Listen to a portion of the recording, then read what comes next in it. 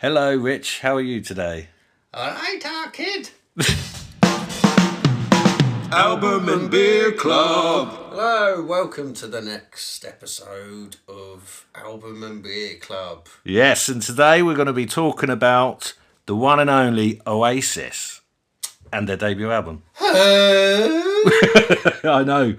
Well, yeah, everybody's heard about them now, haven't they? Even if you didn't know about them. I mean, they're everywhere. So we thought we'd jump on it and have a little recap of their first album, where it all started. Definitely, maybe. Definitely, maybe. And it is a classic, a really good album. Yeah. Should we say what singles were off it to start with, actually, before we get into the album? So the first single, Supersonic, and I remember them doing that actually on The Word, and it was their first TV appearance, wasn't it? Yeah. And yeah, that was a good performance actually. I remember he was holding up one of those old video cameras back then, because you didn't have cameras on your phone or anything like that. Do you remember their performance? No. No. I can't remember. Oh yeah, I it was wasn't good. allowed to stay up. Oh yeah, The Word was on about 11 o'clock, wasn't it? Yeah, past your bedtime. Normally. Yeah, so where did that get to as a single? Because this was announcing them onto the stage, wasn't it, pretty much? Yeah, Supersonic, first single, got to number 31. Yeah, in the UK, which is great for a first single. Yeah. Definitely. Yeah, I mean, just outside the top 30, but... Sort of made it quite quickly, really. But I think they made it through being a bit cocky and a bit of swagger. There was lots of hype about them, wasn't there, before they actually had released anything. Yeah, so. definitely. But there was with a lot of bands at that time. I think Suede, before they'd even had a single out, were on the front cover of Enemy. You know, Were they? I think it's. Yeah, I don't really know much about Suede. Yeah, I think it's just that kind of time where people really getting into guitar bands again, rather than. Yeah, because 80s obviously went a bit synth pop and, you know, all of that sort of stuff. And then you had the Americans over with grunge. Bloody American. Yeah, and now, you know, and then the British bands came back again. Although they were always there, but not in the mainstream, were they? They were always independent sort of charts and all of this, the alternative charts with bands like Stone Roses and, you know, all those sort of bands from Manchester. Any of them, like Happy Mondays, in Spiral Carpets, which we'll come back to in a minute. Yeah, because there's a little period sort of after the Jam and stuff where even Style Council went a bit sort of poppy, didn't they? Sort of. But yeah, so this was the UK sort of coming back with guitar music in a way, in a big way. Definitely. So I mean, that's probably why Supersonic straight into the charts. 31. I mean, I'd be happy with that. Oh yeah, definitely. Their second single, Shaker Maker, great song as well. number 11. Funny enough, I think out of their 4 singles, that's the least memorable. No, it's not. Well, after Shake that, along with me. You know, it's got that weird sort of shaker Live noises in Forever it. after that, number 8. Yeah, Cigarettes and Alcohol, number 7. So yes, out of those 4, the 3 of them are the most recognisable. Yeah, you're right. Shaker Maker, I just forgot was a single, to be honest. I didn't realise it was, actually. Rock and Roll Star, which is the first that's exactly what I thought. of the album. I thought that was a single, not Shaker Maker. Yeah, I really did. So there you go. I think that would have been a great first single, actually, Rock and Roll Star. Massively. But on the album track listing, I think it's pretty good track listing, actually. It's yeah, the album works, doesn't it? It does work. We were saying about earlier. Which has had too many already. Oh, yeah. We ain't even got onto the beer yet. No. And the last track works perfectly. It does. It's a nice chilled out acoustic number, and it apparently was recorded in somebody's front room, one of their producers' front rooms, just on an 8-track. Was it Mark Coyle? Mark Coyle. Yeah, so it was just recorded in, you know, nice, quiet, personal kind of song. Like I was saying to you, it reminds me of the end of Nevermind by Nirvana, where he recorded something in a way with just an acoustic guitar sat on the floor. Yeah. And I think those sort of songs really work, especially when the album like this is full of big, massive wall of sound sort of to it. It's nice to end on a nice sort of acoustic number. Yeah, definitely. That works brilliantly. It's a great start to it, and I'd be interested to hear it on vinyl, actually, to see how the two sides really work. That's a good shout, yeah, because I guess Well, looking at it, Columbia or Supersonic's probably the last one on the first side. Columbia, I forgot. I mean, that being in bands, that's the first song we ever did actually. So it's like a lot of Oasis. It's quite an obscure one to do. Yeah, the chords. I mean, any Oasis chords generally are really easy. Yeah, you're not really getting past the third fret, are you? You've got to be playing the natural chords, aren't you?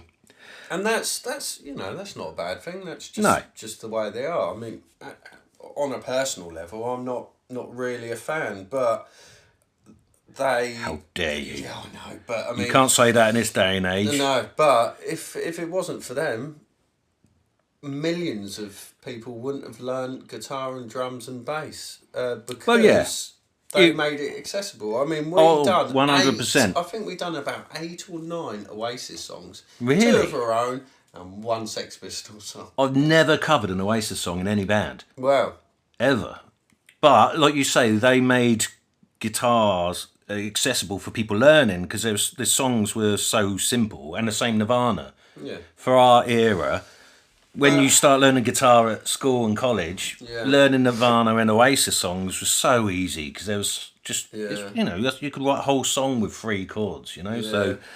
I mean, generally, Oasis and the musicians in the band at the time weren't very good at all. I think Noel similar to we played, were, Yeah, I think Noel probably played Majority. bass on it. Yeah. I think he probably. I don't know if Quigsy done anything. To Probably be honest, played the bass. drums as well.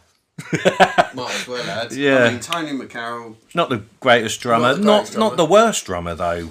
Revisiting the album, actually quite surprised that he wasn't as bad as you kind of remember him as. And Oasis often tell the public how bad he was. Yeah, I but agree he with actually that. wasn't that bad. No, it wasn't that bad, and what he adds to it is raw energy. Yeah, and simplicity, which can work in songs. Sometimes you can overcomplicate something. And They couldn't have had. We were saying they couldn't have had Alan White, who was their drummer, on after definitely maybe. What's the story? Morning Glory. Yeah, their second onwards, album. Yeah. They couldn't have had him for the first album. It wouldn't have had that punch. Exactly. But then you couldn't have had Tony McCarroll on the second album. No. He couldn't physically do the. Well, he couldn't play the. Well, he could play the drums to it, but he wouldn't have had that. Yeah, I think the songwriting had progressed, and there was lots of different sort of starts and stops and feels that come in oddly, like we were saying Wonderwall and things like that. I find it even hard to come in the guitar in the right time with that because it's an odd timing. Yeah, definitely. But so the last single off of that was Cigarettes and Alcohol, which is a great song. It's obviously based on the blues riff, which T-Rex have used quite a lot, and you can hear that straight away. It's either T-Rex or earlier blues stuff. But that's a really great song as well, and that got to number 7. So all their singles got progressively higher in the charts. Yeah. And it was the fastest selling debut album, British debut album at that time. Yeah. Even faster than the Beatles' debut album, which is amazing, actually, really. Yeah, I mean, and considering it done that well, it didn't have a very easy conception. Oh, God, yeah, we were just... Well, we've known about it, but we were just revisiting it, and they had to re-record it 2 or 3 times, didn't they, before they got their sound right? A couple of times, and then they tried. They went to Mono Valley Studio with Dave Batchelor. I think he was the sound engineer for Spiral Carpets, Noel Gallagher knew him from there. Yeah, because Noel used to be a roadie for Spiral Carpets before he joined Oasis, because Liam had already started it with his mates, obviously. Yeah, the Rain. The Rain, and then Noel joined and become Oasis. But so that's the first recording they did. And that's okay, but you can see why it's, there's something missing. They didn't want... There's I read Alan McGee's Creation book that he done. Yeah, and he's the fella that signed Oasis for Creation Records, Alan McGee, after watching a gig at King Tut's in Scotland, wasn't it? Yeah. And there's that classic sort of story where Noel goes to him, here's the album. Yeah. After the second time of recording it or whatever. And he said, you know, it's not great, but, you know, just release it. And he said, and Noel was like, well, we'll get it right second time round. And he goes, if we release this, there won't be a second time. There won't be another time, no, because it wouldn't have sold. It was flat. Yeah, and I agree. It's okay, but it wouldn't have... You can hear the original sort of versions of it on YouTube or anywhere like that, and you'll realise how different it is. It sounds like a demo recording of the songs, doesn't it? So if they released that, I don't think it would have done much at all, really.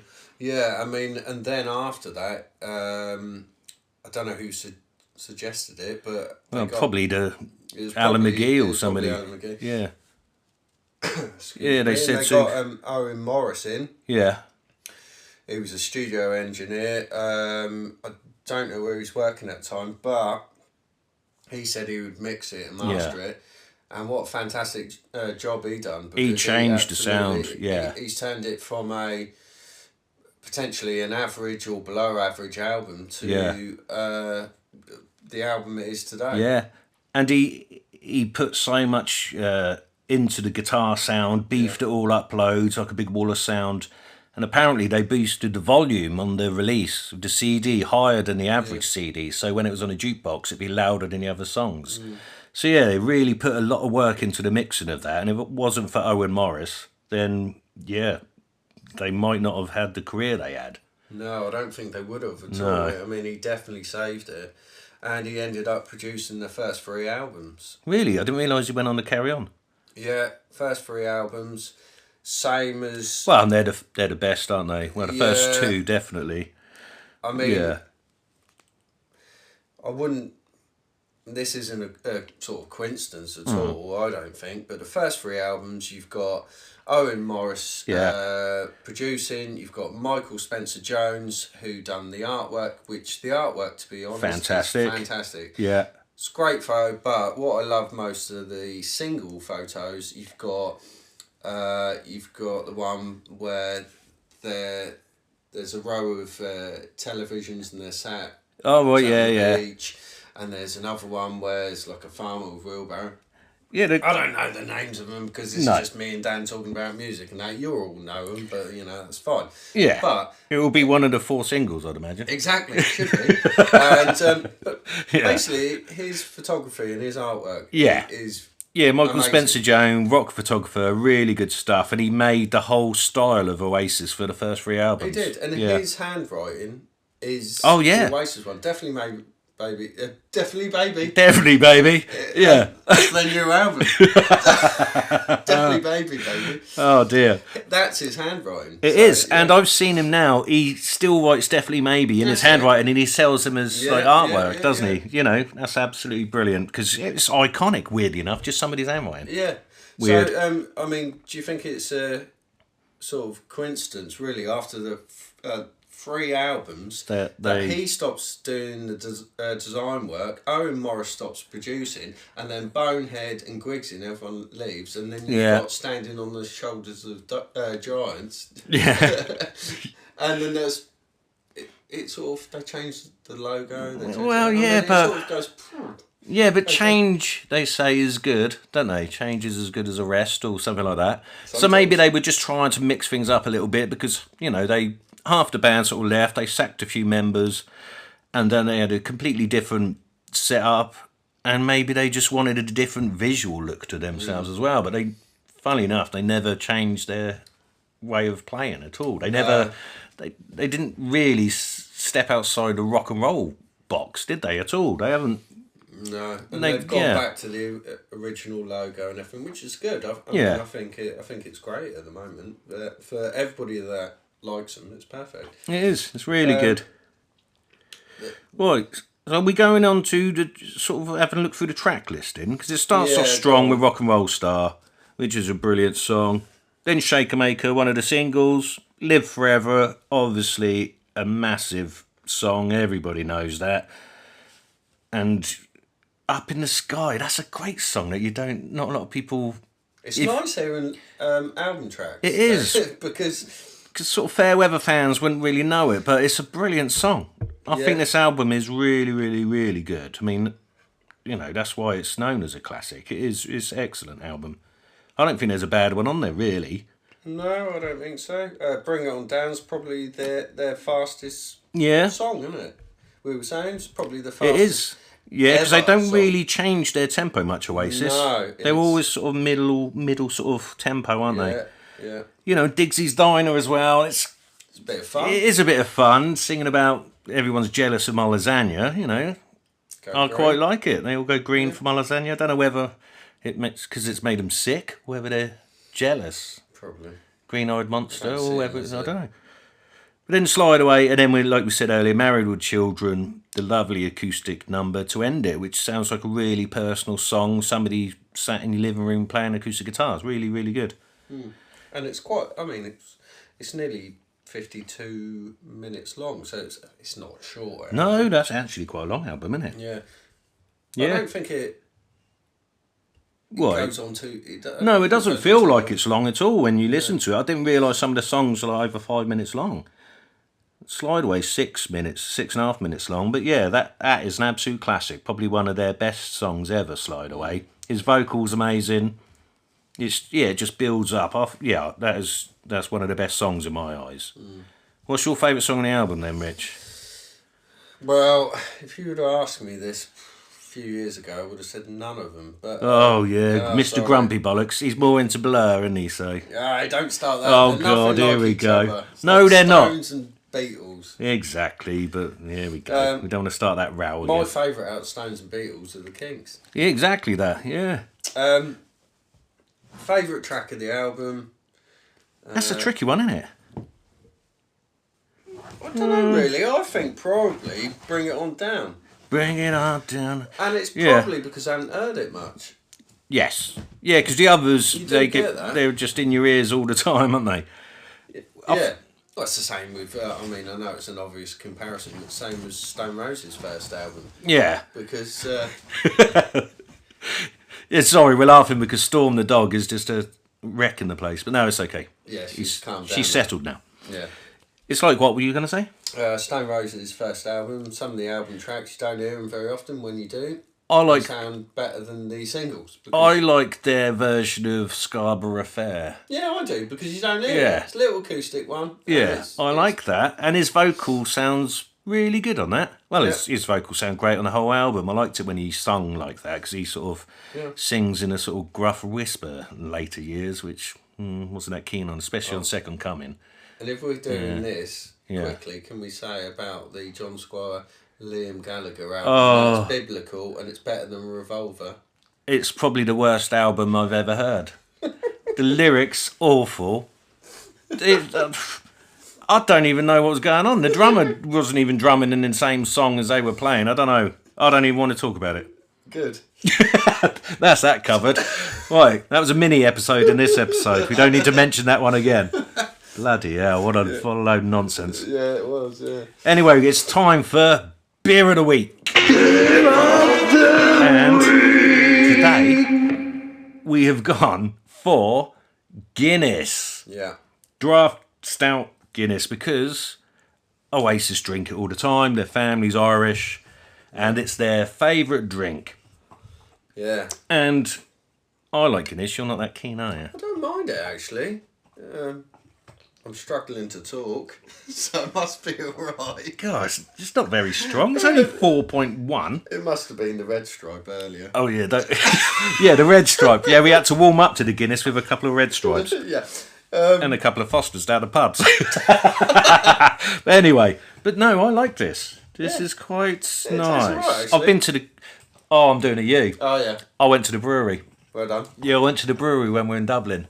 And we actually walked around the whole place. I saw this singing seashell and there's all kind of weird things going on. And then we got a 3-pint of Guinness up on the roof. Yeah. And there was a lot of tourists there. And a group of Chinese tourists, they said, oh, we don't drink. So they gave us their tokens for free Guinness. We had a load of free Guinness up there. And it was great because you get a view all over Dublin. That sounds amazing. Yeah, so that was really good. So, and I do like a pint of Guinness. And they say, it don't taste the same in the UK, not as nice as in Dublin. And yeah, I thought it tastes exactly the same, to be honest. It does. Yeah. Well, the difference is what you're looking at, isn't it? Yeah, the difference is We're in the living room looking at my dog licking its nuts. Oh, it's a And female. going nuts. Yeah. Well, I don't want in to the say that. thigh. Look at its arse now. Anyway. Yeah, so it's You're better not in to... Dublin. No, it's better to stand atop of the Dublin brew house, whatever it's called, and look over Dublin and drink it. Yeah, But it is. So the Irish connection is Gallagher's. the Gallaghers, yes, their mum and dad were Irish immigrants into the UK, and yes, and this is their favourite tipple, and yeah, it is nice. It's all right. Yeah, don't drink much stout, but when I do, it's normally a Guinness. There you go. Anything else from the album then? Any other playing? Well, obviously we've... Any what? Any other about the... Any other about playing? Playing? About the playing? Yeah. Quigsy Quigsy, yeah. possibly didn't play on it. There's rumoured to be Noel Gallagher, same as Steve Jones. I wouldn't be surprised from the because... Sex Pistols. What, he played on it? Oh, no, he played Yeah, the bass for parts for Sid or whoever Sid was there. Vicious had, Yeah. He was in hospital at the time, and God. I think it's the same sort of thing. And Noel Gallagher said that Never Mind the Bollocks is his favourite album ever. Yeah, and You can hear, Yeah. weirdly enough, Liam elements. said that he wants to be a cross between Johnny Rotten and John Lennon, and you can hear that in his vocals on this. I think it's a shame he didn't go heavier. Yeah, I think it's a shame that the band, I can see why they wanted to possibly get rid of Tony McCarroll, but yeah, if they had gone a bit heavier, it'd be interesting to... it would have been. Yeah. Definitely, because the remixes, their first few recordings of it was really flat, and Liam's vocal got more and more aggressive. I don't know whether that's because he was getting more and more frustrated of having to sing them again and record them again. I would have thought so. But yeah, his vocals are brilliant by the last recordings of it, and it ended up being a classic album and one of my favourite bands, Oasis. Are they? Yeah, I've always liked them, but back in the day I liked the Kinks more and Nirvana and those sort of things. But now, as I've got older, yeah, I appreciate their stuff. Got quite a lot of their Take stuff. a lot of elements from them, can't you? Well, Yeah. I mean, this album definitely maybe. I think influences Sex Pistols, Slade, T-Rex. T-Rex. Yeah, no Beatles. Not For really. me, there's no Beatles sound in there at all. No. It was just their love for the Beatles and him wearing rose-tinted round glasses that I think everyone started saying they're ripping off the Beatles. And they did it a bit later on with some of their song videos. And When they got softer, they yeah. definitely got more influence, didn't it? Yeah. That come out, John Lennon. yeah, but their first album No, doesn't not at remind all. me of the Beatles at all. No. Anyway, well, that wraps up the episode. Blimey, this Guinness has done us both in, hasn't it? None of us can speak. Anyway, like and subscribe. See you later. Album and Beer Club.